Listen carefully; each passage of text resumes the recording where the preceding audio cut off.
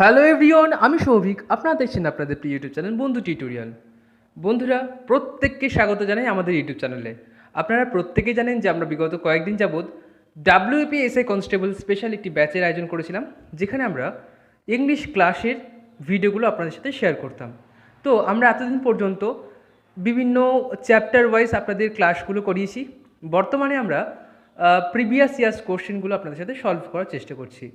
আর বাকি যে অংশগুলো বাকি রয়েছে পরীক্ষার জন্য যেগুলো পড়তে হবে, সেগুলো আমরা খুব তাড়াতাড়ি সমাপ্ত করে আমরা আবার প্রিভিয়াস ইয়ার্স কোশ্চেনে ফিরে আসবো। তো আজকে 2016 যে পরীক্ষাগুলো, পরীক্ষায় যে প্রশ্নগুলো এসেছে মেন পরীক্ষায় ইংলিশের সেক্টর থেকে, সেই ইংলিশ কোশ্চেনগুলো আপনার সাথে শেয়ার করব। প্রত্যেকটি কোশ্চেন আমি দুই রকমভাবে সলভ করব, একটি উইথ রুলস আর আরেকটি করব যেটি উইদাউট এনি রুলস, ট্রিকের মাধ্যমে কীভাবে সলভ করা যেতে পারে। ঠিক আছে, তো চলুন ভিডিওটি শুরু করা যাক। আর ভিডিওটি শুরু করার আগে প্রতিদিনের মতো আজকেও একটি অনুরোধ, যারা আমাদের চ্যানেলে প্রথমবার প্রবেশ করছেন অবশ্যই চ্যানেলটিকে সাবস্ক্রাইব করবেন, পাশে বেল আইকনটি প্রেস করে রাখবেন এবং ভিডিওটি অবশ্যই একটি লাইক দিয়ে দেবেন। ঠিক আছে, আর যারা পুরনো তাদের তো বলার দরকার নেই, তারা অবশ্যই ভিডিওতে একটি লাইক দেবেন এবং বন্ধুর সাথে অবশ্যই শেয়ার করে দেবেন। তো চলুন ভিডিওটি শুরু করা যাক। তো আজকের আমাদের যে আলোচ্য বিষয় সেটি আপনারা অবশ্যই অবগত হয়ে গেছেন যে আজকে আমরা প্রিভিয়াস ইয়ার্স কোশ্চেনগুলো আলোচনা করব। সেটি কোন সালের? সেটি হবে 2016 সালের। গতকাল আমরা করেছিলাম 2019 সালের যাবতীয় প্রশ্ন, যেগুলো ইংলিশ থেকে এসেছিলো সেই সকল প্রশ্নগুলো আপনাদের সাথে শেয়ার করেছিলাম। আজকে 2016 যে মেন পরীক্ষার প্রশ্নপত্র ইংলিশ থেকে এসেছিলো সেগুলো আপনাদের সাথে শেয়ার করব। তো প্রথমেই বলে রাখি, এখানে একটু ভুল আছে। এই যে ডাব্লিউপি কনস্টেবল মেন্স 2019 আছে, এটা 2016 হবে, আমি পরে খেয়াল করেছিলাম। যাই হোক, এটা একটু কারেকশন করে নেবেন। এগুলো সমস্তই কিন্তু 2016 সালের পরীক্ষায় এসেছিলো। ওকে, তো প্রথম প্রশ্নটি হচ্ছে, an author who writes the story of another person's life is known as. এর অর্থ কী? একজন লেখক যিনি অন্য ব্যক্তির জীবনের গল্প লিখেছেন তিনি কি নামে পরিচিত? তাকে কি বলা যেতে পারে? প্রথম অপশন হিস্টোরিয়ান অর্থাৎ ইতিহাসবিদ, অপশন বি বায়োগ্রাফার অর্থাৎ জীবনীবিদ, অপশন সি ক্রোনিওসিয়ার, ঠিক আছে, ক্রনিকার, ঠিক আছে, যারা ক্রোনোলজি নিয়ে আলোচনা করে, সংখ্যাতত্ত্ব অ্যাকচুয়ালি যাকে বলা হয়, এবং অপশন ডি ডায়েরিস্ট অর্থাৎ কি, যারা ডায়েরি লেখে। তো এই চারটির মধ্যে কোনটি হবে অবশ্যই আপনারা কমেন্ট করে জানান। এগুলি খুবই কমন একটি প্রশ্ন, এগুলো কিন্তু পরীক্ষায় আসলে অবশ্যই কিন্তু ছাকার নম্বরটি পাওয়া যেতে পারে। প্রত্যেকেই কমেন্ট করবেন। আমি গতকাল দেখছিলাম অনেকেই কমেন্ট করছিলেন, প্রত্যেকের আগ্রহ দেখে আমি খুব আপ্লুত। আমি পরবর্তীকালে চেষ্টা করব আপনাদের নামগুলো অবশ্যই আমাদের ভিডিওতে প্রকাশ করার। যারা সঠিক উত্তর দিচ্ছেন, চেষ্টা করছেন, তাদেরকে অনেক অনেক অনেক অভিনন্দন। আচ্ছা বেশ, আমি বলে দিই এটার উত্তরটি কী হবে। এটির উত্তরটি হবে অপশন বি বায়োগ্রাফার। কীভাবে? দেখুন, এই ব্যাপারটা একটু গোলমেলে, অনেকে হয়তো ভুলে যেতে পারেন যে অটোগ্রাফি এবং বায়োগ্রাফির মধ্যে পার্থক্য কী। যখন কোনো মানুষ নিজের সম্পর্কে নিজে লেখে সেটা হচ্ছে অটোগ্রাফি, ঠিক আছে, বা হ্যাঁ, অটোগ্রাফি। ওকে, আর যখন কোনো ব্যক্তি অপর কোনো ব্যক্তির সম্পর্কে লেখে সেটা হচ্ছে বায়োগ্রাফি, ঠিক আছে। তো অটো মানে জানেন কি, যেটা নিজের লেখা নিজে যখন লিখবে তখন সেটা হচ্ছে অটোগ্রাফি। আর বায়োগ্রাফি হচ্ছে যখন একজন ব্যক্তি অন্য একজন ব্যক্তির সম্পর্কে লিখবে, সেটা বায়োগ্রাফি। তো প্রশ্নে যেহেতু লিখেছে একজন লেখক যিনি অন্য ব্যক্তির জীবনের গল্প লিখেছেন, তাহলে তিনি কি নামে পরিচিত হবেন? তিনি বায়োগ্রাফার নামে পরিচিত হবেন, অর্থাৎ জীবনীবিদ, ঠিক আছে। তার সঠিক উত্তরটা হচ্ছে অপশন বি। এগুলো যারা ইংলিশে পারেন না খুব একটা, তাদের জন্য আমি চেষ্টা করছি বাংলায় খুলে খুলে বলার, কিন্তু যারা অ্যাকচুয়ালি পারেন বা একটু জ্ঞানটা আছে বা যারা একটু আলোচনা করেন, চর্চা করেন, তারা ঠিকই পারবেন এটা আশা রাখছি। কিন্তু যারা পারেন না আমি তাদের কথাও খেয়াল রাখছি। তো তাদের কথা খেয়াল রেখে আমি একটি ট্রিক বলে দিচ্ছি, এটা দেখে আপনার কিন্তু কিছুটা হলেও সাহায্য হতে পারে। যদি আপনার উত্তরটি জানা না থাকে তাহলে কি করবেন, একটি ট্রিক, যে অপশানটি বাকি অপশান থেকে একটু বড় হবে, আকারে একটু বড় হবে, সেটি হবে সঠিক উত্তর। এখানে দেখুন এই যে চারটে অপশান রয়েছে, চারটে অপশানের মধ্যে অপশান বি অর্থাৎ বায়োগ্রাফার, এটি একটু আকারে বড়, ঠিক আছে, দেখুন আকারে একটু বড়, বেশি অক্ষর রয়েছে, তার সঠিক উত্তরটি হচ্ছে অপশান বি, ঠিক আছে। তো যারা জানেন উত্তরটি তারা তো অবশ্যই করতে পারবেন, কিন্তু যারা জানেন না তাদের জন্য ট্রিকটি, ঠিক আছে। পরবর্তী প্রশ্নে আসছি। দেখুন এটিও তাই 2019 লেখা আছে, এটি 2016 মেন পরীক্ষা এসেছিলো, ঠিক আছে। তো এগুলি একটু কারেকশন করে নেবেন। Choose from the following alternatives the word which is opposite in meaning to the word ample। এবার এর অর্থটা কি? অর্থটা হচ্ছে নিম্নলিখিত বিকল্পগুলি থেকে প্রচুর পরিমাণে শব্দটির বিপরীত শব্দটি ব্যবহার করুন। অর্থাৎ অ্যাম্পেল কথাটির অর্থ কি? প্রচুর পরিমাণ, ঠিক আছে, মানে অনেক, সংখ্যায় অনেক। এবার এর উল্টো যেটা শব্দটি হবে, এর যে বিপরীত শব্দটি, সেটি আপনাকে এখানে বিকল্প থেকে বাছতে হবে। তো প্রথম অপশন কী রয়েছে? সাফিসিয়েন্ট। সাফিসিয়েন্ট মানে হচ্ছে কি? পর্যাপ্ত। অপশন বিতে রয়েছে রেয়ার। রেয়ারের অর্থ হচ্ছে বিরল। অপশন সি ইনসাফিসিয়েন্ট অর্থাৎ কি? অপর্যাপ্ত। এবং অপশন ডি হচ্ছে এনাফ। এনাফের অর্থ কি? যথেষ্ট। এগুলো প্রত্যেকেই চেষ্টা করুন। অবশ্যই এটা কিন্তু খুব সহজ। যদি বাংলা অর্থটা যদি জানা না থাকে, এক্ষেত্রে আমি আপনাদের সুবিধার্থে বাংলা অর্থটা দিয়েছি যাতে আপনাদের প্র্যাকটিস করতে অনেক সুবিধা হয়। যারা হয়তো পরীক্ষায় অনেকে এমন আছেন যে হয়তো ইংলিশে সেই শব্দটা জানেন না বলে উত্তরটি ভুল হয়ে যায়, তাদের জন্য আমি তাদের সাহস জাগানোর জন্য দুটো ভাষায় রেখেছি যাতে আপনাদের বুঝতেও সুবিধা হয় এবং আপনারা উত্তরটি করতে পারেন। তো আপনাদের জন্য এত কিছু করা, আপনারা প্লিজ চ্যানেলটিকে সাবস্ক্রাইব করে দিন, বন্ধুদের সাথে শেয়ার করে দিন যাতে প্রচুর লোক দেখতে পারে। আমাদের শুধু এইটুকুটাই আশা যে আপনারা প্রত্যেকে দেখুন ভিডিওগুলো, প্রত্যেকের জীবনে সাকসেসফুল হন, এটাই, আর কিছু না। আর এমন না যে আমরা এখান থেকে বিশাল কিছু পরিমাণে লাভ করছি বা কিছু, এরকমটা কিছুই নয়। আসলে আমাদের উদ্দেশ্যটা হচ্ছে একটাই, যে আমরা জিরো থেকে হিরো লেভেল পর্যন্ত পৌঁছে দেবো, ব্যাস। আপনাদের ব্যাচ শেষ হয়ে যাওয়ার পর আমরাও কোথায় চলে যাব, আপনারা নিজের লক্ষ্যে এগিয়ে যাবেন, তাই না? পরীক্ষার জন্য আর সময় খুব কম অবশ্যই, কিন্তু এখন ভালোভাবে প্র্যাকটিস করতে হবে। এখন শুধু প্র্যাকটিসের সময়, এখন পড়ার সময় নেই। আচ্ছা, অনেক বলে ফেললাম। এবার এই উত্তরটা কি হবে? প্রচুর পরিমাণে। এর বিপরীত অর্থটা কী হতে পারে? বিপরীত শব্দটা কী হতে পারে? কম পরিমাণ, ঠিক আছে? তো কম পরিমাণ হলে কী হতে পারে? উত্তরটি কী হতে পারে? ইনসাফিসিয়েন্ট হতে পারে বা অপর্যাপ্ত, যেটি পর্যাপ্ত নয়। প্রচুর পরিমাণে মানে কি? প্রচুর রয়েছে, ঠিক আছে, অনেক রয়েছে। তাহলে এর উল্টোটা কী হবে? যার কিছু নেই, তাই তো? তাহলে উত্তরটি কী হবে? উত্তরটি হবে ইনসাফিসিয়েন্ট বা অপর্যাপ্ত। অপশন সি হচ্ছে সঠিক উত্তর, ঠিক আছে? কার কার সঠিক উত্তর হলো অবশ্যই কমেন্ট করে জানাবেন। চলে আসছি পরবর্তী প্রশ্নে। পরবর্তী প্রশ্নে বলা হচ্ছে, a child who has lost both of his parents is called. অর্থাৎ যে বাচ্চা তার বাবা এবং মা দুজনকে হারিয়েছে তাকে কি বলা যায়? তো দেখুন, এটার ক্ষেত্রে অনেকে হয়তো ইংলিশটা পারবেন না, কিন্তু বাংলা যখন বললাম এবার নিশ্চয়ই প্রত্যেকেই পারবেন। তো বাংলাতে আপনারা চেষ্টা করুন, অন্ততপক্ষে বাংলায় লিখুন যে এটাকে আমরা এটা বলি। যার বাবা মা দুজনেই হারিয়ে গেছে বা মানে নেই, তাকে আমরা কি বলতে পারি? প্রথম অপশন কি রয়েছে? আসছি আমরা অপশনে কি রয়েছে? প্রথম অপশন হচ্ছে এ প্রোডিজি, অর্থাৎ কি? একটি উজ্জীবিত। অপশন বি এ ভাগ্রান্ট, ঠিক আছে? ভাগ্রান্ট এর অর্থ কি? একজন অস্পষ্ট। Option C a street child, অর্থাৎ কি? একজন পথ শিশু। এবং অপশন ডি অ্যান অরফান, অর্থাৎ কি? একজন অনাথ। এবার আপনারা বলুন যে এর থেকে সহজ কি প্রশ্ন হতে পারে? পরীক্ষায়, এত বড় একটা পরীক্ষা যেখানে প্রচুর ছেলে মেয়ে অ্যাপ্লাই করেছে, সেখানে এর থেকে সহজ আর কি প্রশ্ন হতে পারে, তাই না? প্রত্যেকে অ্যান্সার দিন প্লিজ, আপনাদের প্রত্যেকের কাছে অনুরোধ, প্রত্যেকে অ্যান্সার দিন। আপনাদের অ্যাক্টিভিটি যদি না পাই, আমরা কিন্তু ক্লাসগুলো করাতে পারছি না। আমাদের কৈফিয়ত দিতে হয় যে কেন আপনারা ক্লাস করছেন না। আপনারা এখন হয়তো দেখবেন না, হয়তো পরবর্তীকালে দেখবেন, কিন্তু সেটা অনেক দেরি হয়ে যাবে, তখন কিন্তু আর আমাদের হাতে কিছু করার থাকবে না। প্লিজ আপনারা ভিডিওগুলো দেখুন এবং বন্ধুর সাথে শেয়ার করুন, প্লিজ, এটাই আমার অনুরোধ। আচ্ছা, তো এটার উত্তরটা আমি আশা করছি প্রত্যেকেই পেরেছেন। তবু আমি বলে দিই, উত্তরটি হচ্ছে অরফান বা অনাথ। যার বাবা মা নেই তাকে তো আমরা অনাথই বলি না? তাহলে সঠিক উত্তরটি কী হবে? অপশন ডি অ্যান অরফান বা অনাথ। ওকে, পরবর্তী প্রশ্নে আসছি। Choose the correct antonym of the underline word. এবার এই যে শব্দটি রয়েছে, এর অ্যান্টোনিম অর্থাৎ প্রতিশব্দ বা সমুচ্চারিত শব্দটা আমাদেরকে খুঁজে বের করতে হবে। তো কী রয়েছে? অ্যাঞ্জেলস ডিসেন্ট ফ্রম হ্যাভেন, অর্থাৎ কি? স্বর্গদূতরা স্বর্গ থেকে নেমে আসছে। স্বর্গদূতরা থেকে নেমে আসছে। এবার এর অপশনে কি কি রয়েছে, কোনটির সাথে মিল রয়েছে সেটা আপনাকে বলতে হবে।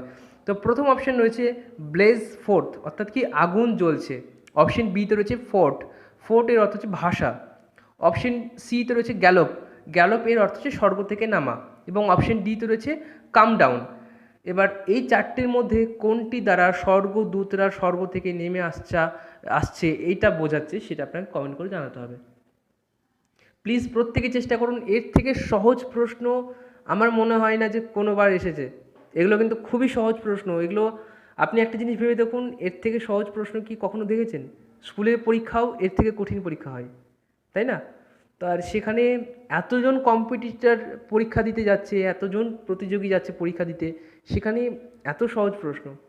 আসলে যারা ইংলিশটা বুঝতে পারে না, একটু অসুবিধা হয়, তাদের ক্ষেত্রে কিন্তু এগুলো কঠিন, তাই না? তাই আপনাদের সুবিধার্থে আমি দুটোই দেওয়ার চেষ্টা করছি, ইংলিশ এবং বাংলা। অবশ্যই এখন প্র্যাকটিস করুন, ভুল করুন, এখানে ভুল করুন, কিন্তু পরীক্ষার সময় সবগুলো কিন্তু ঠিক হওয়া চাই। ওকে, এখানে শিখুন আর ওখানে শিখিয়ে আসবেন, এরকম মনের জোর চাই।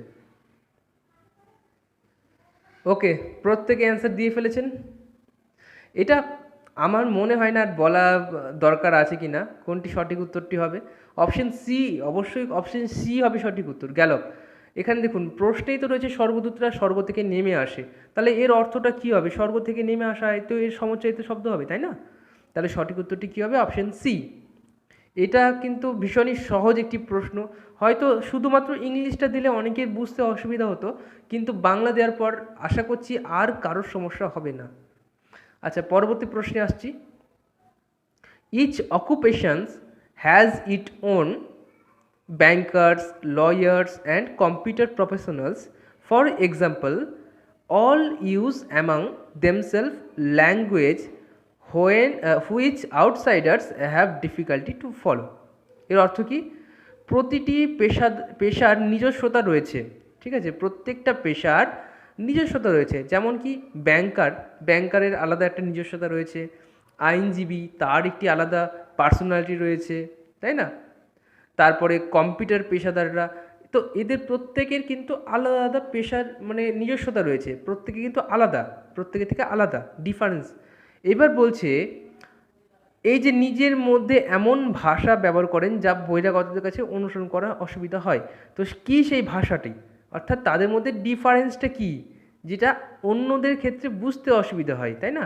তারা নিজেদের মধ্যে কথা বলতে পারবে কিন্তু বাকিরা বুঝতে পারবে না, তো সেটা কী ভাষা? সেটাকে বলা আমরা চারটে অপশন দেখছি। প্রথম অপশন হচ্ছে রিওয়ার্ডস, দ্বিতীয় অপশন হচ্ছে জার্গন, তৃতীয় অপশন হচ্ছে ডিসঅ্যাডভান্টেজেস, এবং চতুর্থ অপশন হচ্ছে মেরিটস।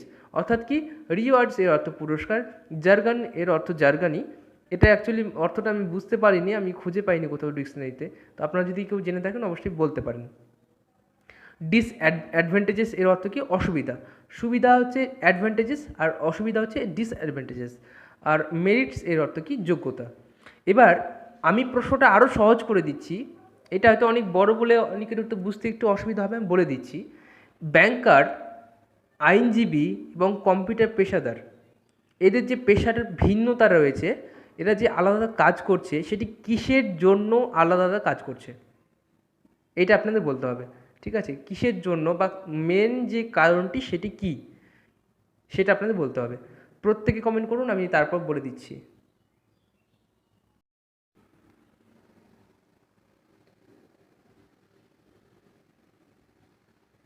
ওকে, প্রত্যেকেই অ্যান্সার দিয়ে ফেলেছেন আমি দেখলাম। আচ্ছা, আমি বলে দিই, এই যে একজন ব্যাংকার, তার যোগ্যতা অনুযায়ী সে ব্যাংকে কাজ করছে। একজন আইনজীবী, সে তার যোগ্যতা অনুযায়ী, অর্থাৎ আমরা জানি এলএলবি করলে তবেই সে আইনজীবী হতে পারে, তাহলে এলএলবি করলে সেটা আলাদা যোগ্যতা লাগে। আচ্ছা, একজন ব্যাংকার যদি হতে হয়, তাকে তার আলাদা প্রস্তুতি নিতে হয়, আলাদা রকম প্রতিযোগিতামূলক পরীক্ষায় বসতে হয় তার জন্য, তাহলে তার জন্য একটা আলাদা যোগ্যতা লাগে। আবার একজন কম্পিউটার পেশাদার বা কম্পিউটার প্রফেশনালস, তার জন্য আলাদা যোগ্যতা লাগে। তাহলে দেখুন এই যে তিনটে কিন্তু আলাদা হয়েছে, তার মূল কারণ কি? যোগ্যতা, ঠিক আছে? তাহলে সঠিক উত্তরটা কী হবে? মেরিটস বা যোগ্যতা হচ্ছে সঠিক উত্তর। তাই সঠিক উত্তরটা হচ্ছে অপশন ডি, মেরিটস বা যোগ্যতা।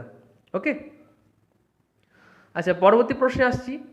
অপোজিটস অফ সিনথেটিক ইজ, অর্থাৎ কি সিনথেটিক এর বিপরীত শব্দটি কী হতে পারে?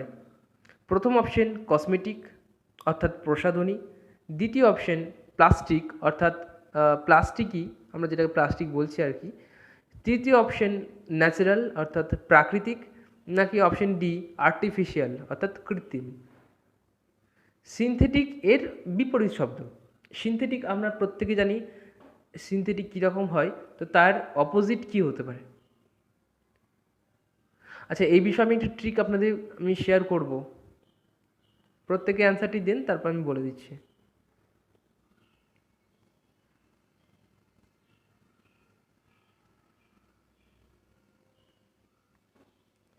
ওকে, প্রত্যেকে অ্যান্সার দেওয়া হয়ে গেছে, আমি বলে দিই। দেখুন, সিনথেটিক এটা তো একটি বিশেষ শব্দ, তাই না? আমি ট্রিক দিয়ে বোঝানোর চেষ্টা করছি। আমি লজিক্যালি তো বুঝতে পারবেন, আমি পরে বলবো সেটা, কিন্তু আমি ট্রিক দিয়ে বোঝানোর চেষ্টা করছি। সিনথেটিক এটা একটু বিশেষ কিছু একটা বোঝাচ্ছে, সেটা তো আর নর্মাল বা কিছু ন্যাচারাল কিছু নয়। তো যেটা ন্যাচারাল নয় সেটাকে যখন অপোজিট করব তখন তাহলে সেটা ন্যাচারাল হয়ে যাবে, তাই না? তাহলে সঠিক উত্তরটা কী হবে? ন্যাচারাল হবে। ব্যাপারটা বোঝার চেষ্টা করুন। সিনথেটিক এটা তো আর ন্যাচারাল নয়, সেটা তো প্রাকৃতিক নয়, সেটা অপ্রাকৃতিক, সেটা কৃত্রিম ধরতে পারেন।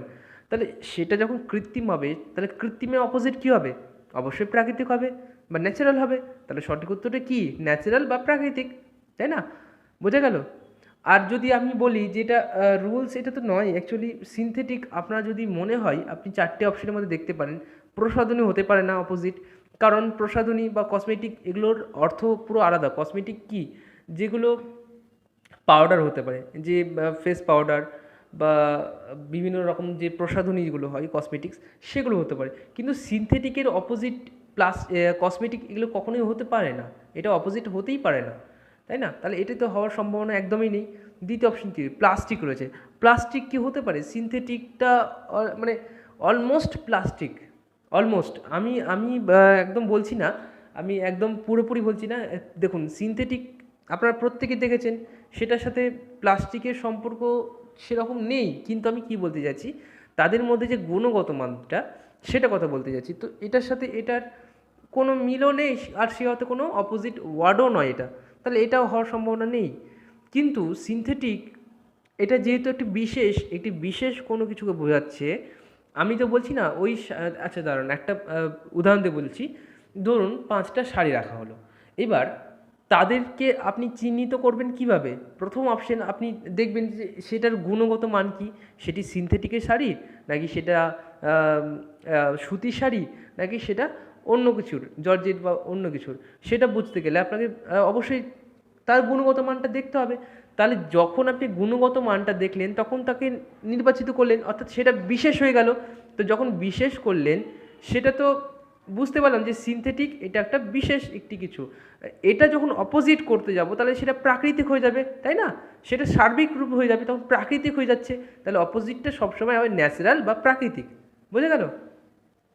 তাহলে সব অপশন কি? অপশন সি হচ্ছে সঠিক উত্তর, ন্যাচারাল। পরবর্তী প্রশ্নে আসছি। Change the following interrogative sentence into indirect speech. এর অর্থটা কি? এর অর্থ হচ্ছে নিম্নলিখিত প্রশ্নোত্তর বাক্যটিতে পরোক্ষ বক্তৃতায় পরিবর্তন করুন। অর্থাৎ আমরা জানি এটা ইন্টারোগেটিভ সেন্টেন্সটাকে চেঞ্জ করতে বলা হচ্ছে এবং ইনডাইরেক্ট স্পিচে পরিবর্তন করতে বলা হচ্ছে। অর্থাৎ এখানে একটি ডাইরেক্ট স্পিচ দেওয়া থাকবে, সেটাকে আমাদের চেঞ্জ করে ইনডাইরেক্ট স্পিচে চেঞ্জ করতে হবে, অর্থাৎ ন্যারেশন করতে হবে। এবার ন্যারেশন আপনাদের প্রত্যেককেই করেছি, আশা করছি প্রত্যেকেই এটা পারবেন। তো প্রত্যেকে চেষ্টা করুন। He asked me, do you like music? He asked me, do you like music? প্রথম option, he said that whether I like music. Option B, he told that whether you like music. Option C, he asked me whether I liked music. এবং option D, he asked me did you like music. এবার এই চারটের মধ্যে কোনটি হবে অবশ্যই কিন্তু খুঁজে বার করুন, তারপর আমি বাংলায় আপনাদের বুঝিয়ে দেব। কিন্তু প্রত্যেকে চেষ্টা করুন, আর এইগুলো কিন্তু আমি করিয়েছিলাম, তা আশা করছি প্রত্যেকে পারবেন।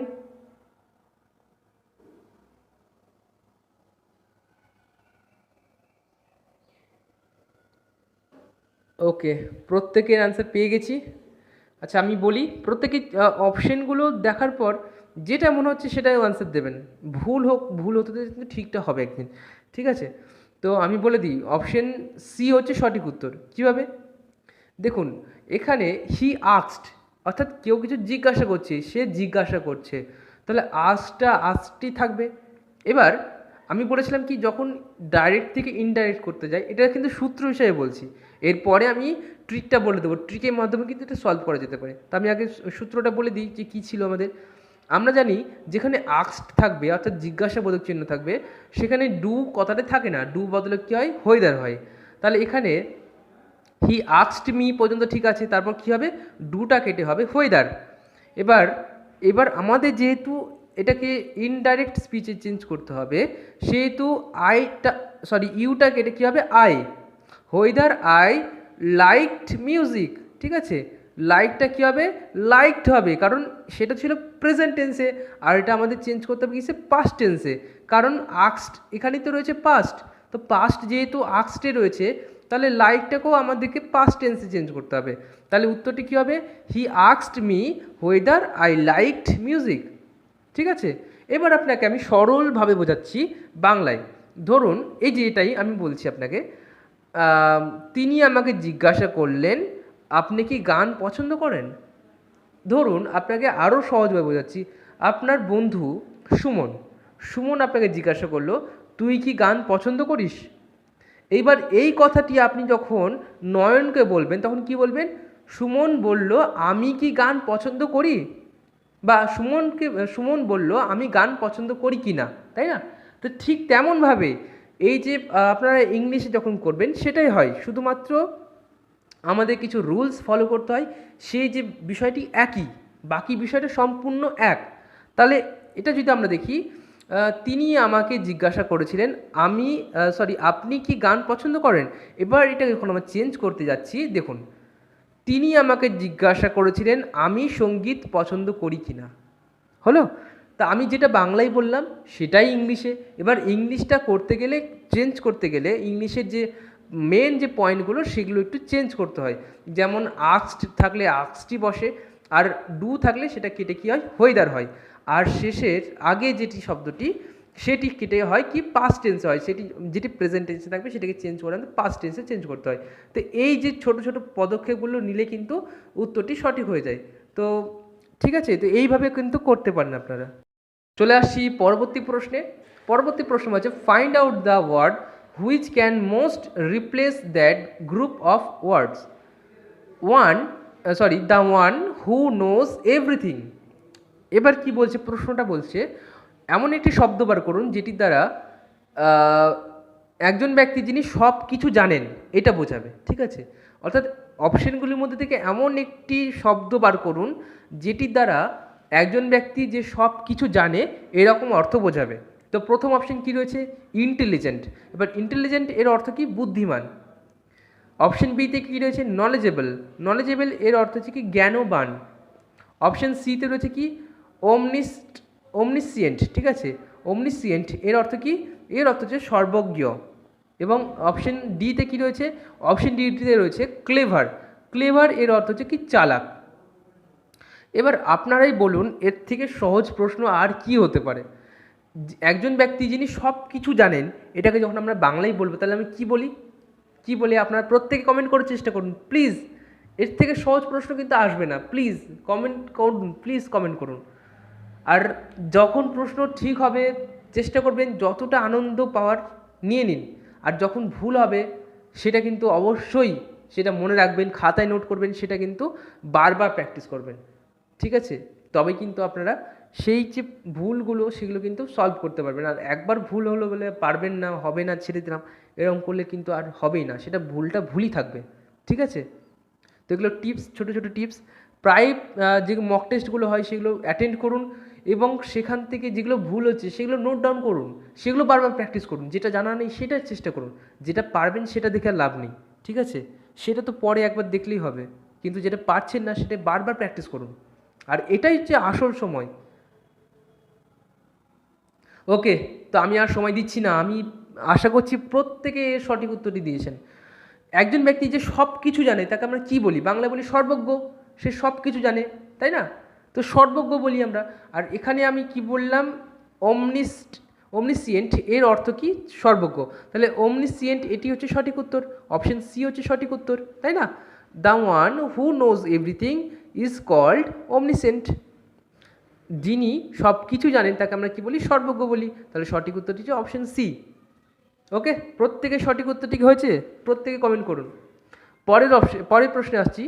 The father was anxious dash the safety of his daughter. The father was anxious dash the safety of his daughter. অর্থাৎ এর অর্থটা কি?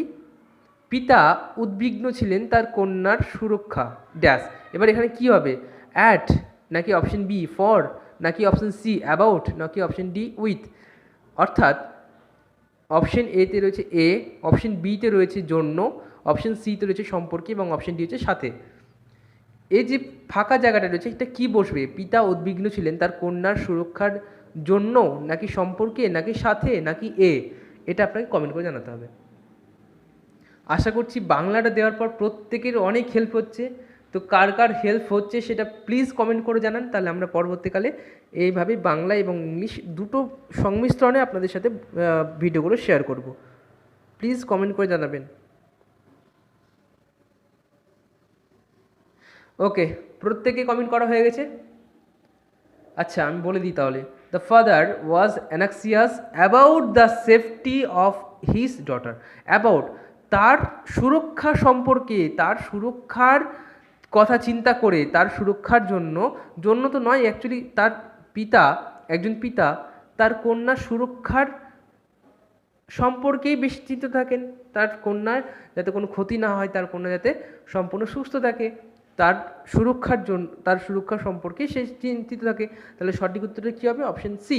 আর এখানে যদি ধরেও নিচ্ছি, অনেকে ফরটা ধরে নিচ্ছেন, তাহলে ফরটা দিয়ে আমি দেখছি। ধরুন, the father was anxious for the safety of his daughter. কেমন লাগছে একটু শুনতে না? The father was anxious for the safety of his daughter. কেমন লাগছে একটু শুনতে? কিন্তু এখানে দেখুন, আমি অন্য একটি শব্দ বসিয়ে দেখি কীরকম লাগছে। The father was anxious about the safety of his daughter. দেখুন একটু আলাদা লাগছে, একটু তো মনে হচ্ছে এটা গ্রহণযোগ্য রয়েছে, তাই না? তাহলে যেটা মনে হচ্ছে গ্রহণযোগ্য সেটাই আপনারা দেবেন। ওকে, তো এইভাবে আপনারা কিন্তু উত্তরগুলো দেখতে পারেন। ওকে, এবার আজকের যে শেষ প্রশ্ন সেটিতে চলে আসছি। Change the voice of the following sentences. অর্থাৎ একটি সেন্টেন্স দেওয়া থাকবে, সেটি ভয়েস চেঞ্জ করতে হবে আমাদেরকে। তো প্রশ্নটা কী রয়েছে? হু ইজ ক্রিয়েটিং দিস মেস। ঠিক আছে, নিম্নলিখিত বাক্যটির বাচ্য পরিবর্তন করুন। কে এই গোলযোগটি তৈরি করেছে? Who is creating this mess. এবার অপশন এতে কী রয়েছে? By whom this mess is being created. Option B, who has created this mess. Option C, by whom is this mess being created? Option D, by whom has this mess been created? এটা actually একটু কঠিন মনে হতে পারে, কিন্তু এটার মধ্যেও কিন্তু একটা ট্রিক লুকিয়ে আছে, যেটার মাধ্যমে আপনারা কিন্তু উত্তরটি খুঁজে পেতে পারেন। একটা পার্টিকুলার অংশ দেখলে কিন্তু বুঝতে পারবেন যে এখানে কিন্তু ভুল রয়েছে।